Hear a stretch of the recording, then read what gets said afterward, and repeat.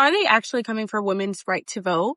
What is the SAFE Act and why is everybody fear-mongering? Let's talk about it. Okay, so here's the thing. The answer is literally yes. Now, what the SAFE Act does is that in order for you to register or re-register to vote, your last name must match the last name of a citizenship paperwork. Right now, those are limited to birth certificates, passports, or military IDs. Here's the problem.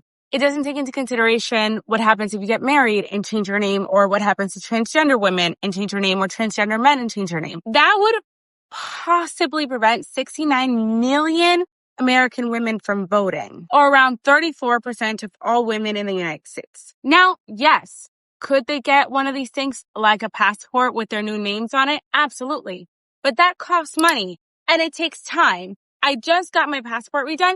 It took around 6 weeks and it was around $350 out of my pocket to do so. Imagine how long it would take if 69 million women had to do it. How many of those women do not own a passport? Right now, it looks like around 50%. So we're at least looking at 30 million women, not counting renewals or new passports for other reasons, that would need to be issued in a very short amount of time. Do you understand the problem now? When you couple this with defunding and layoffs in the government offices, that is just, we're looking at years of backup. So the answer is no, they are not explicitly saying women will not have the right to vote. They cannot do that.